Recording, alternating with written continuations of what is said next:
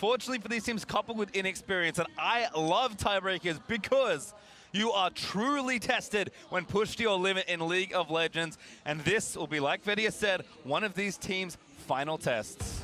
So here we go, we're jumping into the final draft for one of these teams. Focus already from Fnatic onto Xmithie. He has been a pretty consistent performer throughout the tournament, but I feel like that his impact has not been as impactful as it was during the regular season of the LCS. I feel like looking at players like Flame, like Olleh, who have been big playmakers, are really the core part of Immortals' success so far at Worlds. To me, it looks like Fnatic are just trying to funnel Xmithie onto that Ezreal jungle. They've seen him play it before, and it looks like they want him on one of those squishier champions to try and actually take advantage. Xmithie, though, he does have other options. He's also played the Rek'Sai, even though we've seen Broxah on that. Xmithie very well could steal that one away, because I don't think you want to use your first pick on jungle, even with all the bans used on it. And this is interesting. Oh, all right. So there's the Xayah ban for Immortals, and Janna picked up with Rakan and Lulu available. They're daring Olleh to take the Rakan, and that's one of the champions that we've talked about for this team especially. Olleh was such a big part of their initiations in the regular season, and the Ardent Sensor move has kind of taken him away from that role. We've seen him look a little bit uncomfortable, flashing forward on Lulu and glitter lances not really having huge impacts. But here we go. Immortals actually start taking away from Rekkles instead of the support role. Now, when you think about the AD carries that are left up, Tristana is available. There's the hover of the jungle Ezreal that you were talking about. But I feel that this... so many things to talk about. Really good steal from Immortals, but now Fnatic likely just going to go onto the Tristana. There's the potential for that late game scaling advantage that we saw when you think back to RNG versus G2, and Cody Sun could become this insane late game threat. And what Immortals were probably hoping for was if they saw the Ezreal, then they could go for something like the Lee Sin, one of Broxah's most popular champions back when he first joined, but instead they're going for Rek'Sai, which is what he's brought out so far throughout this tournament. Very simple but effective picks here for Fnatic. Rek'Sai, Trist, and Janna, as Ezreal does get locked in on the Immortals side. So have to think we're waving bye-bye to Rakan at this point. I do not think Olleh will be granted that champion, given how high pressure this game is. But Immortals, what's their focus for this first ban? Yeah, because they're looking fairly squishy at the moment. And I think that Fnatic, especially seeing how quickly they're locking in these champions, this is going according to plan for them. They were definitely expecting, like we talked about, to try and funnel Xmithie into this Ezreal pick. And now the mid lane bans come through. What is it going to be? Immortals will be able to have the first pick after the second bans do timeout. Now, I feel like Immortals don't have to ban away Syndra. They could actually pick it away from Fnatic. We know that it's been a big comfort. Oh, my apologies. Yeah, you're right. I did miss the Syndra ban from earlier on. More focus going to be down onto the mid lane. Corki still available. Ryze, another big pick. Pobelter could look to go that way, especially with the LeBlanc and the Cassio both already banned out. Well, certainly curious selection so far, as LeBlanc banned by IMT, taking that away from Caps. Ryze and Corki. Who's going to be traded over here? Because, yeah, if you ban the Ryze, they insta-lock Corki, and then you're kind of limited on your options. And the thing is, Immortals' composition with Corki on it looks terrible. That is a very, very squishy, all backline. They would have to secure some sort of front line in the top lane for Flame, but it definitely would look extremely risky, especially into what Fnatic are showing already. So the Jace ban comes through, and they're willing to trade them. Now remember, Gnar and Trundle are the two top lane champions that we have seen come out from various top lanes throughout groups, and they could be a good answer to whatever tank sOAZ is likely to be put on. Cho'Gath would be fine in terms of frontline, but they could also go for the Maokai that he's brought out of fair amount. I think a big key here, too, is crowd control, crowd control, crowd control! The Malzahar is actually good into Ryze. Oh, goodness. And that is going to give them even more crowd control. Let's see what Fnatic are going to round it out with. And I love Malzahar. Like, there was a recent change to him in his ability to shred through tanks, because now his ultimate became flat damage. The amount of percentage health damage that he does dramatically decreases. And while he used to be a tank killer, now he's just great at locking down these really mobile targets. And when you already have a lot of CC in your composition with things like the Cho'Gath and the Janna, it just becomes great setup or pick potential that Fnatic can look to take advantage of. Yeah, and a big theory here is, the range at which Ryze likes to work with Malzahar can just put down the Voidlings and ult up with the rest of the people, team sitting around, that they could try and take him there. Again, though, if they do go with this Trundle, that would be split push commitment here from Immortals. They are running fairly light on crowd control, and that means you're going to have good map movements, good side wave control in order to get your advantages, because you can't simply say, hey, it's time to force, and then have an easy force. That being said, Trundle Pillar has always been good in poke compositions, and it could combine well with, Ezreal. And with the composition that Immortals have drafted, Ezreal really good at setting up early leads, and we've seen Xmithie do it. Think back to their game against Longzhu last week, where they just kept camping bottom lane. All he now needs to do is the same thing up top. Get Flame ahead in the early game, start to put the pressure on sOAZ, become the split push threat that Fnatic have no answer for. And Xmithie is all year long been a gank-happy, very aggressive jungler in the NALCS, so makes sense that he's taking the more aggressive pick here in Ezreal, but Immortals' composition feels very difficult to execute properly. Fnatic maybe a little more straightforward. Now, the last time we saw Caps play Malzahar was during the spring split of the regular season back in February, a long time ago since he picked up the champion, but clearly he's kept it in his wheelhouse, and now he's going to bring it out when Europe needs it the most. I love me some Caps, I have to say. A bunch of unique picks. Is the kind of player that was so well regarded in Europe despite being a rookie entering the league this season, and like you said, at a final time, pulling out something like this is not Aurelion Sol, but instead it's Malzahar. And it's going to be the little things that I'm looking for in this matchup. Is he going to be able to spawn Voidlings to block the Ryze Qs and kind of make it difficult for Pobelter to get out that damage? Or will the pressure crack? Because Immortals, like you guys are talking about, it's a fairly flimsy composition, and they do kind of need to get rolling early for it to take effect. Meanwhile, Fnatic here look pretty confident. Their scaling is good, though. The Twitch is something you always have to respect, and something that we've seen a lot of with Immortal games is they go long. The reason why they did not get choice of side selection, the reason why they're here, is because they do have the longest game time in terms of their wins out of all of the teams participating in this three-way tie. So, Immortals can rely on that late game insurance, but it needs Cody Sun to step up. Well, there's a lot on the line for our competitors at Worlds, and you can help raise the stakes with 25% of the proceeds from Championship, Ash, and World skins being added to the prize pool, while another 25% will be donated to charity. But with that, it's time to move out into our first of two tiebreakers this evening. Gentlemen, I should be so lucky to have you here with me for this game number one. You're welcome, Patient Time. You're welcome. And look, if the stakes were high in the last game, they're even higher now. All right, this is definitely a must-win game for both teams, goes without saying. Now, one of the things with Ezreal, okay, he gets hit with a Rupture as we start this off. Silence. Ooh. And they will get the flash away from Xmithie, but it looks like action's not over yet. Yeah, looks like a bit more happening here as Cap's gonna get knocked back up. The level 1 fight looking good. We start the tiebreaker game off with a level 1 5-on-5 fight. Couple of flashes are blown here, and it is gonna be the Ezreal, but we already saw even on Ezreal, if your flash is blown, still can go for those invades. Just makes it more risky. And Caps, he was chunked out pretty low. I believe he's already been forced to use one of his health pots, so Pobelter will have that advantage over him. And the important thing to note about this matchup is Malzahar's early wave clear is very weak, and that will give a bit of pressure over to Pobelter. Yeah, I mean, if you take your hand in this champion and haven't played him in a while, the CSing especially is really hard. Is definitely frustrating early on before you get some extra levels into your skills. So oftentimes, even at the pro level, we see the Malzahar players getting a little bit behind in CS early on.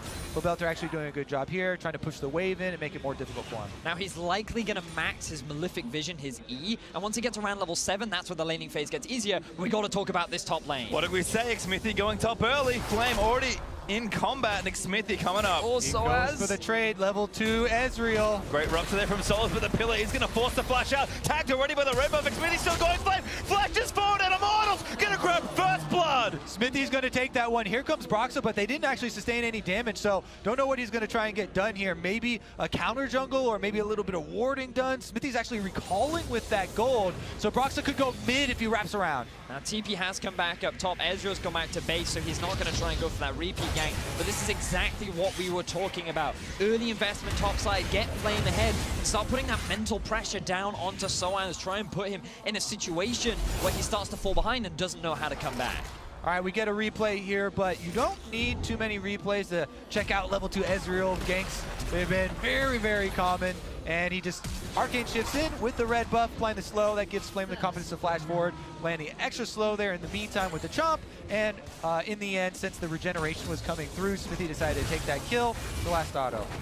Well, it looks like going according to plan early on here for Immortals, but Broxah did stick around in the jungle for quite a while. A pretty heavy counter jungle here in Xmithie. He's actually back on the bot side of the map, so maybe something more brewing. Yeah, after the early investment, Flame should have it communicated here as well that he needs to play fairly safe at the turret. He doesn't want to overextend. Fnatic, remember the success previously was all those visits from Broxah to get sOAZ snowballing on that Cho'Gath. And this time around, it's going to be imperative for Immortals that they don't let that happen. Meanwhile, Xmithie's bottom side, and he still has his red buff. Jesiz at it again. Looks like Jesiz could be the target, but jumps on a Rekkles. Now going to try and apply the red buff, does land, and forces the flash. Fnatic, they're struggling in the early game right now. Xmithie doing exactly what he did against Longzhu, but spreading his pressure all across the map, getting a kill up top, forcing the flash down bot, and now he needs to maintain this pressure. Remember this composition, yes, it does have a good late game, but it's also very squishy, and being able to have these early leads, have that advantage over your opposition is a great way to start off this game. Definitely true. And remember with the Ezreal, oh, he actually waits around and the Raptors spawn right in front of him. So Xmithie with a secondary Raptor take here. Even though Ezreal doesn't love the Raptor camp early on, it's not that big of an issue. And especially since the sides have been split here, so it's kind of a necessary take for him to keep pace with Broxah. As Broxah now off to Scuttlecrab can make a visit towards Pobelter. Yeah, it looks like he pretty massively hates it. Actually took so much damage trying to kill the Raptors, but does secure it at least and keep up and even in jungle experience. Again, given how much ganking he has done early on in this game, it's important for him to keep pace. And Pobelter also still slightly ahead in this mid lane matchup. Did get off a recall to match Caps, and now has that tier charging up early. Pobelter actually back in, but bit of trade damage.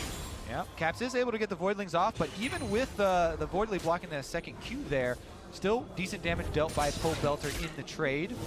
Meanwhile, a lot of vision below the mid lane here for Immortals. They've got Control Ward down here, and there's even some deep, yeah, Immortals, that's what I was saying. That is just here cleared out by Jesiz, but it does see the roam towards mid. And I think Immortals are respecting the fact that Fnatic have this tendency to play around the bottom side of the map. They want to make sure that their Twitch does have a happy laning phase, and right now Cody Sun does have that pretty significant CS advantage, which is something that is much easier to ascertain when you're being paired up with that Lulu. So both AD carries going fairly even, and what you really want to be seeing from Rekkles is putting that Twitch under pressure. You want to try and punish that early laning phase, which, if you can't, is going to be great for Immortals come the mid-game 2-item spike. Pretty funny for me to see Cody Sun actually doing the Rekkles against Rekkles. Daggers everywhere in the bot lane. 5 total, 2 versus 3 for Fnatic and IMT's ADs respectively. As we said, expecting some early Zeal items, wanting to get more of that wave clear and scale up, so certainly makes sense. Broxah in the meantime poking into mid lane from the top, but instead walking back to the jungle. Keep your eyes on the teleports as well, because sOAZ is about to return, whereas Flame recently used his. This could mean that Fnatic could try to make some kind of play happen down bot around the dragon. It is an early Cloud Drake, but being able to get that early advantage and start the Rekkles snowball could be a great way for Fnatic to play. And they just saw Xmithie down bottom side, so Fnatic know they have numbers on top side. Flame definitely going to be the target. And there's no teleport from Pobelter this game around, so he is 1v3. Caps goes in, he's got the level 6, he flashes early, but the flash on bar from Broxah is there. Caps, he's going to try and get himself a kill with the stuns into the suppression. Caps, wonderful roam, gives sOAZ a kill. Nice execution there from Fnatic, able to pull off the play. And with Immortals overloading on the bottom side for Fnatic just bails. They recall completely, and it's going to have to be Xmithie trying to answer with something else. Now Pobelter will get a decent amount of damage down onto the middle lane. Ooh, good ultimate there from Xmithie to try and keep that top tower alive. But you do have the Voidlings, and it's past 5 minutes, so that top tower dies extremely quickly. Yeah, they're in the race here, and even with the red buff Ezreal, here come Rekkles and Jesiz to defend the turret and try and delay. The first turret bonus probably going to be Fnatic. Looks like that's the case. sOAZ gonna get the last hit and split a good chunk of gold. between him and his mid laner. Immortals do answer, but the bonus gold went to Fnatic. Question is, oh, they're not actually even transitioning into the Drake. People who don't care about the Cloud Drake enough. Here's a good charge here from Fnatic. Remember, they saw Xmithie down bottom, so they know this is a simple dive to pull off since Pobelter doesn't have teleport. There's no possible reinforcements. So they're all just going to blow flashes, jump right in there. You know, sOAZ is happy to tank the turret. He didn't even get, you know, much damage contributed to it. So and he took the kill too. Yeah. He was just like right at the end. Hey, I dragged this tower. I have to take some of the credit here. So he's now sitting at 1-1-0. Didn't get much damage, but it was the damage that mattered. It did, exactly that. Now, Caps, he's going to be happy returning to mid lane, playing around top side rather than bot. A slight shift from Fnatic, but definitely one that works for them pretty well up against the Gigabyte Marines.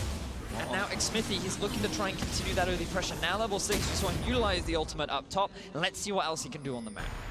Remember, sOAZ also teleport advantage after this, so they still have to be a bit cautious on bottom side, even though the Fnatic tower is down. That's why kind of Rekkles and Jesiz are just pushing in on the turret here, making use of the Tristana explosive shot. They know they actually have top laner advantage if sOAZ could back off far enough that it wouldn't be interrupted by a pillar. I do like this vision though from Immortals. They put it just into He's backing off the river. They're looking for a play. Oh, Cody gets knocked out by a tornado. Might take a little too much damage. Rekkles with a buster shot forces the barrier out of Cody. You can tell they're setting up for it as sOAZ on your mini-map backed all the way off to his turret there. That's kind of the indicator for the possibility of one of those plays being set up. And that was very close to being a 5-man bottom with Caps rotating over, but the defense is there for the meantime. Now, look in the middle lane, because Caps, he's reached the level 8 mark. We talked about how level 7 is where things get a lot easier for Caps because he has so many points in his E. Now that he's got an extra point in his Q as well, that wave clear becomes impossible for Pobelter to deal with. So he's the one that's always forced under his tower, and Caps will have priority on the roams. He will have more windows available. Just look at how he's going to clear out this minion wave, and then he's going to move into the jungle, and Immortals always have to respect where Caps could show up. Goes back as well, so Caps could make it 2 for 2 on successful roams here in this game. Just a little too much work from all the dots there from Malzahar, and Caps again jukes out of vision. Pobelter going to try and keep tracking him, gets a control ward down onto the left side of mid, but Immortals being forced kind of far back here in these lanes. Flame still salvaging his top lane, although he does now have the teleport back up.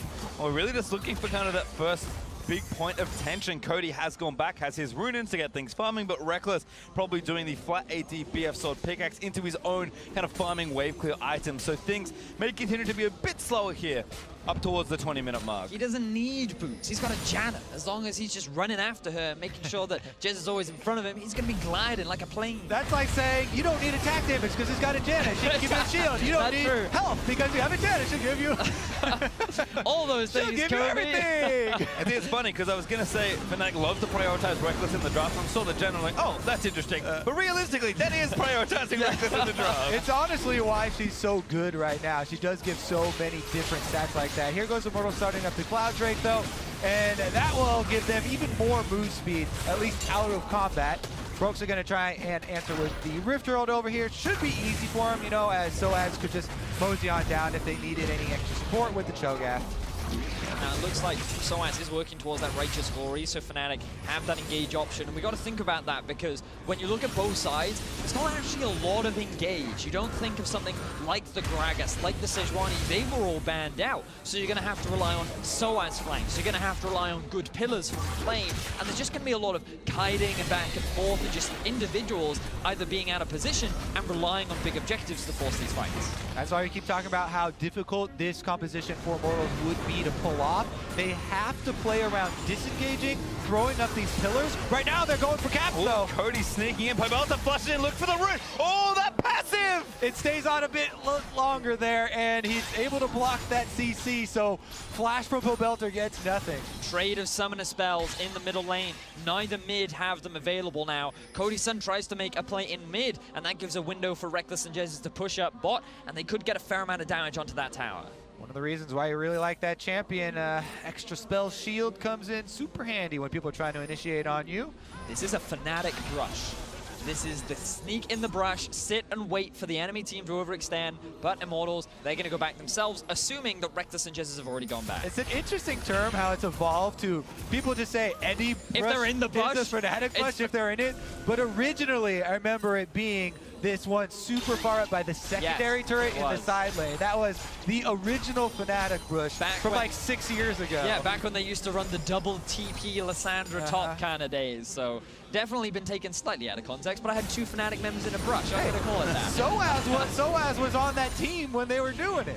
I'm going to call technically correct on that one, Betty. Or was he? As Cavs are still cleaning things out. I mean, it is important to note that Fnatic are one of the most experienced League of Legends teams in the game's history. I mean, we have 2 teams that have never been to Worlds before in this set of tiebreakers, and Fnatic, the veterans here, trying to continue an incredible run of form here in Week 2. And many European fans thought that Fnatic would be the first seed coming into Worlds. They had an 11-2 record during the regular season. They had extremely high expectations, and then they were upset during playoffs. They had to fight their way through the gauntlet. And for Immortals, it was a bit of a surprise because they had Xmithie join the roster. Expectations were fairly low, and then they had a very impressive season. Yeah, the reason expectations were fairly low is because of their spring split performance, but they completely turned it around. Xmithie coming in. Also should be talked about is Song and the coaching that really helped out Immortals as far as their decisiveness. But right now, the Rift Herald is making quick work of the first outer turret in mid lane for Immortals, and Fnatic push ahead in gold. Void wants to party there, does net Fnatic the mid outer turret. Now up by 1 is, again, the pace of this game. Kind of, you can feel the weight of a tiebreaker game on these 2 teams. I'm fascinated by how many of these fights will actually start because, you know, we talked about the engages earlier on, but right now I think both teams are pretty happy to scale. Malzahar's not exactly a weak late game champion. He used to be much stronger with his percentage health damage, but now Immortals looking for a pick. Cody Sun looking for something here, but Pobelter could be the first pick off. Caps lets the ultimate rip. Broxah lines up the knockup there and silence 2 death. Caps nails the kill. Extremely easy setup for Caps. Pobelter couldn't do anything because he had no flash. He was silenced up after the ultimate, and the chain CC from Broxah will get the Fnatic mid laner his first kill of the game. Pobelter had his eyes on bottom lane there, trying to run down to the play. But again, like we emphasize in Champion Select, it's so much easier when you have these crowd control abilities at your disposal. Very easy for just point and click there. Nice chain from Caps and Broxah to get that kill. And after Pobelter's death, Cody Sun had to move up to mid to clear out the wave, and that's going to give a window for Fnatic to get this bot tower as Cody Sun comes up instead. No ulti, but he actually jukes the tornado. Rekkles maybe overstays his welcome. Cody wants it. Will not flash forward. Nice silence from Caps to cover the aggression.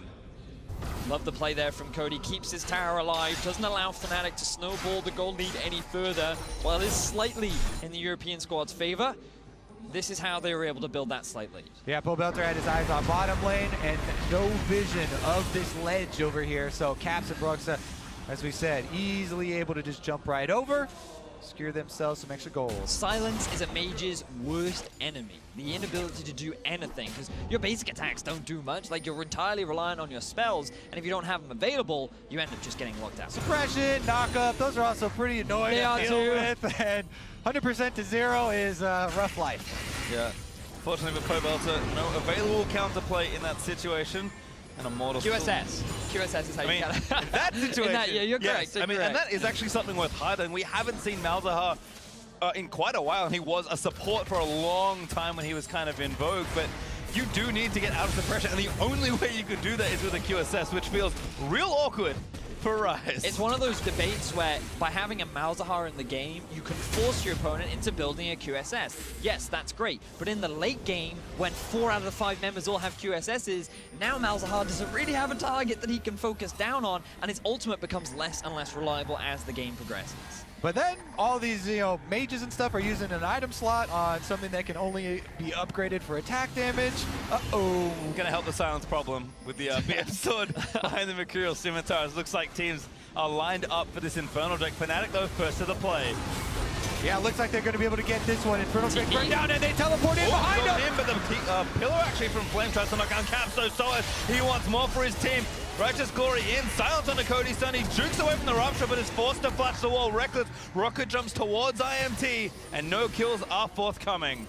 Gonna be able to hold on to this one as well for Fnatic. Infernal Drake picked up. They also blew the flash on as well. Olleh Cody Sun, so the back line definitely very vulnerable for Immortals right now. And remember, the only kind of defense they have in the front line is these pillars going up to try and kite around, but it's going to be very difficult with all the things that Fnatic are trying to throw at them. The thing is, though, we've been looking so much at the bottom lane that we have not been paying attention to Flame, who's been quietly farming up in the top lane. 30 CS advantage now onto sOAZ. He's building himself up into this pretty threatening split pusher later into the game. Well, he's going to have to get started quickly. Gonna have to maybe make a trade. Fnatic take the bottom out of Flame. Is going to try and equalize here. Should be able to chomp this one down. sOAZ will not make it in time with the wave.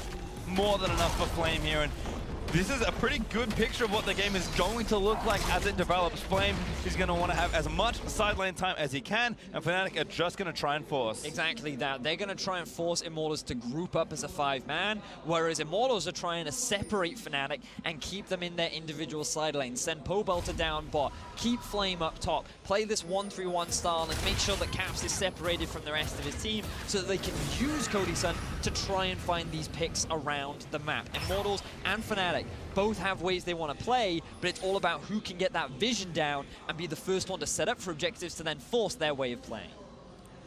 Well, again, the game develops as we hit almost 20 minutes. QSS now done for Pobelter, but we'll check in back with the bot lane as 2 items done for Rekkles. Very close in gold between the 2 marksmen, but Cody is a little further away, in part thanks to his boots to purchase, but not too far away from finishing his second major item, of course, being the Infinity Edge as well. So we're getting team fight ready if the teams want to have some sort of a scuffle, but again, the pace of this game, very deliberate, certainly echoes the stakes in this match. Top lane, sOAZ was waiting in a brush, and now he's charging at Cody Sun. Oh no, oh no. Rupture is going to land the wild grip, maybe not enough. The execute from Broxah not there, but the feast not needed. Broxah grabs the kill, and now Cap in onto Olleh. Look at the silence him. That's so much damage from this Malzahar. The shield not there. Cap snipes Olleh with a Q. Fnatic able to take advantage here. They kill off that bottom lane without flashes, and they're around Baron now. Remember, the play that Fnatic tried to force earlier forced both those Summoner's Bells. Smite is available for Xmithie. He is in the vicinity, and I don't think he wants to give this one away for free. 15 seconds to feast on sOAZ. Pobelter trying to shove down mid, but Caps will match him. This should be Baron going over to Fnatic. Immortals do not contest. It's just so dangerous for Immortals. Fnatic have all of this CC. They're waiting, by the way, for Baron buff so that the respawn... Actually, I think they just wanted to give Cho a feast stack. Okay, the cooldown on his ultimate. I was like, oh, maybe they're waiting for someone to revive. Wait, no one died on their team. Yep, we can see exactly how Fnatic were able to make this play. They saw Cody Sun trying to catch the wave. They knew he had no flash. sOAZ rushing the righteous story allowed them to get the collapse. And unfortunately for Olleh, he couldn't provide enough return. And this is the reason why we talked about with the outer turrets going down for Immortals. It's such a dangerous game. They're the team that has to run away, has to kite, and Fnatic are the ones with the more options because they have all of these tools to pick people off. Really good use there for Fnatic to capitalize. They actually got both of the kills off of that, and a very, very good Baron for them to push up bottom side now. And again, as Fnatic kind of move as a 5-man unit, sieging with this Baron buff, Caps has had an incredible game so far. 2-0-1 on the Malzahar. Didn't even use his ultimate to kill Olleh. Was so confident in his play, but now he lets the rip in onto Flame. Big silence there results. Tornado's also going to wombo combo it in. But Cody unleashes his ultimate on the other side, but Fnatic not deterred, will keep sieging. Fnatic, they get a lot of damage down onto Flame, but he's being forced to group. Remember that Immortals want to keep Fnatic apart. Their true strength comes when they're a 5-man unit, and they can utilize the item spikes that they've now picked up for themselves. Flame's going back to the fountain right now, so there is a small window for Fnatic to push in and try and bully this turret down. Looks like they'll take that and just break the window. IMT concede the objective. Figure it's not worth fighting over that tier 2, but now round 2 is Fnatic. Still got 2 minutes left with his Baron. Feel very confident to continue this siege. Immortals, they have no answer. Remember, they have no engage, and Fnatic are just walking into their base. Exactly, no front line here. The ultimate was already used from Flame when he got Mal's ultimate, so there you go. Nice inhibitor for Fnatic, and they are going to be very happy with those rewards. So quick and easy for them to take afterwards. Baron recall will let them spend all the cash as well. And you have to go back to the draft. Remember how many jungle bans we saw coming out from Fnatic. There was the Jarvan, the Sejuani, the Gragas. So many engage options were taken off of Xmithie. And coming into World's group stages, I felt like Xmithie and Olleh were two of the key initiators for this squad. They were the people that you relied on to start the fights. You take them off that, and you can see Immortals are really struggling in this mid-game point. Well, we've already talked about, again, the stakes of this match, but there's also something else potentially on the line. No team at Worlds has ever qualified after going 0-3 in week 1, and no team at Worlds has ever qualified after going 0-3 in week 2. So there is the chance for Fnatic or Immortals to do something that has never been done at Worlds, but that will come, if at all, in our next match. But right now, Fnatic are firmly in the driver's seat. And the problem with a split push comp when you're this far behind is that your 4-man squad can't even slow down the other 5-man squad that's coming to take down your turrets. And Fnatic could even threaten tower dive while Flame is pushing on the side lane. You see, Flame couldn't even push more than one wave there in the time it took Fnatic to take a turret. Always forced back to base, and they're just going to have to hope for some big outplays. Now there's 20 seconds left on the Baron. Fnatic, they will run that buff out, but they still feel confident enough to keep the push on. They're going to extend the vision deeper, steal away some of these camps, but they're not afraid of Immortals when there is no threat of engage coming out from the North American squad. And if anyone from Immortals puts a toe out of line with maybe the exception of Pobelter, Caps' ulti will just lock them down. There's Cody, way too far forward the Walker, not nearly enough, but the barrier will actually save him. sOAZ taking the top for maybe a little too long, but they still bust through the top lane. No one from Immortals can step up here, and they're just waiting around to watch the inhibitor die. Fnatic feeling good. They get themselves their second inhibitor of the game 24 minutes in. This is such a different performance from what we've seen throughout the entire group stages. Fnatic and Immortals have had such nail-biter games, but the difference in preparation has given Fnatic the edge. 7,000 gold ahead for Fnatic after almost 4,500 gold Baron power play. 2 inhibs cracked in top and bot lane, and now the mid lane left with an Ocean Drake as a bit of an additional objective if Fnatic would like it. They have complete control of the map right now, and it's showing. Things become harder and harder for Immortals. They're going to have to rely on Fnatic mispositioning around an objective, overcommitting for a Baron, and maybe getting it stolen away. But even then, you're just looking at this Twitch and hoping that he can get to a late game point where he can maybe turn things around. Yeah, it looks like Fnatic can't wait for their rematch with the Gigabyte Marines, as we're only 25.5 minutes into the game, and they've already destroyed the majority of the Immortals base. Now, the only area left is straight up mid lane. Fnatic, of course, not wasting any time. Able to push through here with plenty of items just across all of their champions. And this turret, not particularly defendable. Flame has 2 different super mini waves to worry about. And every bit of poke from Caps is doing an absurd amount of damage. Huge silence onto Cody Sun. He wanted to try and force something there, but instead it's going to get forced back, getting relatively low. And look at the Malefic Vision on Pobelter. Yeah, it's so hard to see the opening for Immortals to try and make the comeback play. And it has to be some mistake here from Fnatic. You know, there is a lot of damage on Immortals that they could punish a mistake if one presented itself, but there are just so few options. Well, turret number 3 in the inhib cycle will maybe look to go down here. TP from sOAZ back to lock up Xmithie and buy a bit more time. He's actually flanking as he chunks Xmithie to 50% health. The Rupture not quite there, but they break the turret. Now, 1 inhibitor left for Fnatic to take, but they'll play it a bit more patiently. I thought that they would try and reset for Baron, but they've actually got their eyes on the inhibitor. They feel strong enough to commit. Here comes Flame with the pillar.